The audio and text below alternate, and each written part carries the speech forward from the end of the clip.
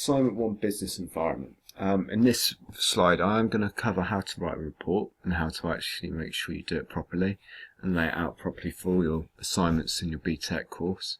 And I'm also going to explain the assignment brief. It should only take about 2 minutes to discuss how to write a report.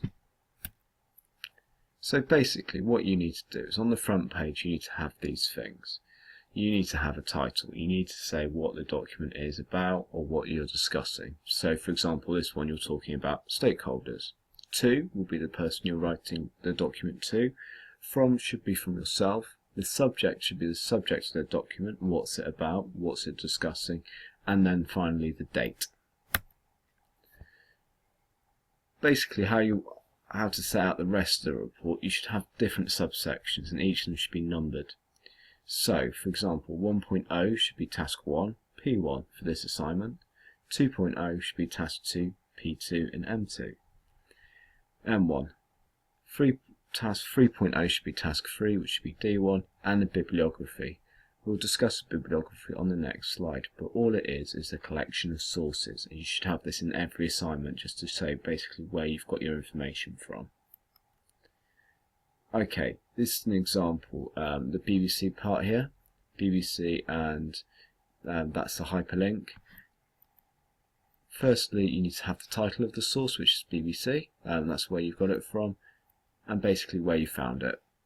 Okay, that's all you need to do, and then you just list them.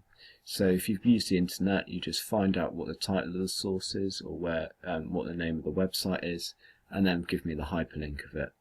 That way we can track through. That's the basic English part over. Let's talk about the content and the actual assignment that you're going to discuss. Assignment 1, Business Environment, the range of businesses and their ownership. Okay, if we looked last time, we had the magic formula, and I think this is important because I don't want you to forget it as we go forwards. Now that means information, and if it's linked, will mean you'll pass. That's largely true of this assignment as well. Everything you write needs to be related to a case study and needs to be specific to it. So please remember that, especially when you're going through this assignment. So basically, you're working for a business consultant who've asked you to write a report which assesses stakeholder relationships. They want you to investigate a private sector organisation. They also want you to investigate either a public sector organisation or voluntary sector organisation to see how they engage with their key stakeholders. Okay, the scenario continued. You will need to have a context of the business. The report also needs to show the relationship between the stakeholders and the objectives of the business. And it also needs to highlight where the business has tried to resolve any possible conflicts. Put simply, a context is task 1, the second part is task 2, and task 3 is the final part. And we'll talk through them now. Okay, so task 1. As a consultant, you've been asked to inform the board on the sectors of one private sector organisation and one other type, so either voluntary, i.e. not for profit, which means a charity or something like that, or a public sector organisation, something which is owned by the government. The report will have to explain the following areas. Okay. These are the areas that you'll need to address and make sure they're linked to those two examples, okay? So, firstly, you need to identify which sector they operate in. You also need to define that as well, so not-for-profit, public or private. You'll need to identify the area, tertiary, primary, secondary. You'll need to say what that term actually is and actually define it as well.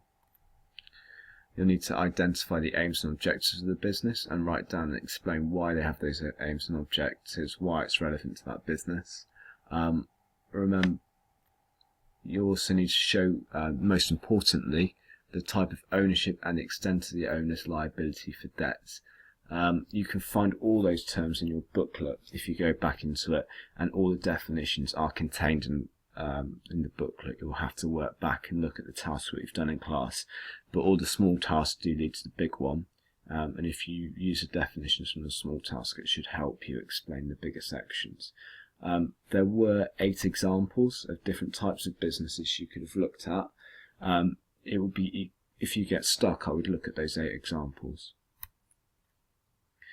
Task 2, P1 and M1.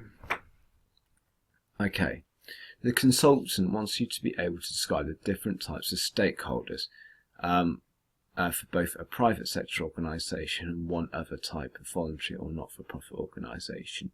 Remember, a stakeholder is someone who has an interest in the business, okay? They have an interest. Within the report, create a table which will include a description of the relevant stakeholders and how they influence both companies. So you need to carry on and use something who's either from the private sector or someone from the voluntary or not-for-profit sector, and you need to run through them both. These are the stakeholders I want you to examine. So customers, employees, suppliers, owners, trade union, employers associations, local and national communities, and the government. You need to be able to describe them in your table.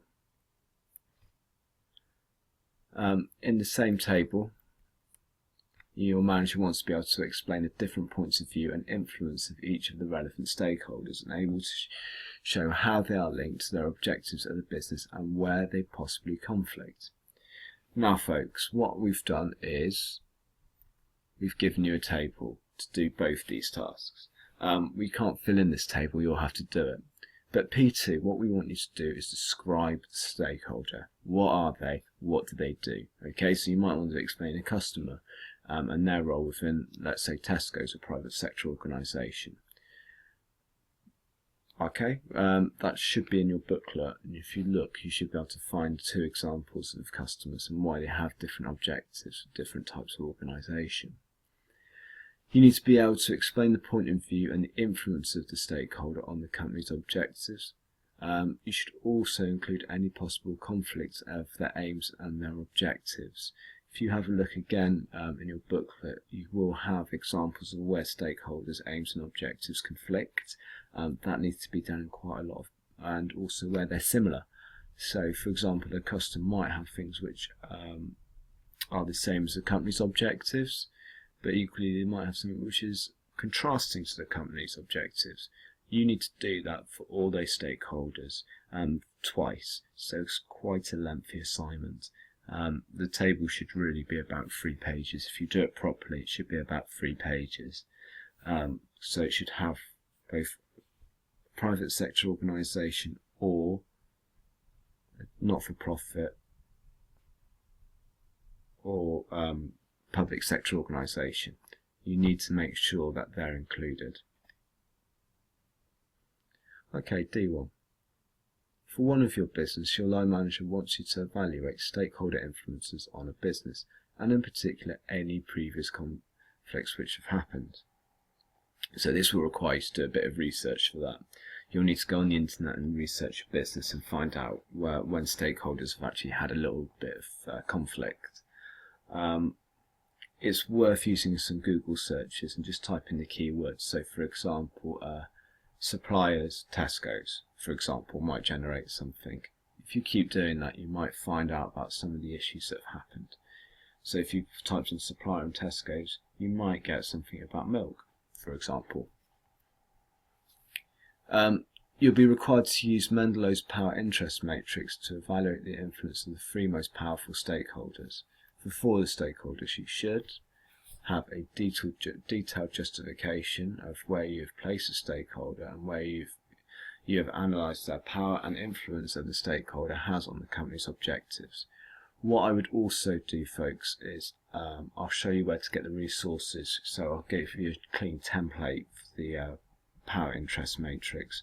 I'll show you where that is at the end of the PowerPoint. But all we want to do is basically say what you think of their power. Do they have high power or low power? Do they have high interest or low interest in the business? Why are they important? You need to back this up with evidence. For example, it could be using quotes from a newspaper or other sources. That's where your Google searches will come in. So, for example, you could talk about the influence of suppliers on Tesco's during the horse meat scandal and what it caused for Tesco's. For example, you could also look at the influence of trade unions in terms of wages on the supermarket. If you have a look at that, you might be able to explain how much power those organisations can influence. Remember guys, when you're doing this magic formula, so information and a link will mean you pass this. You need to make sure it's linked to a specific business all the way through it.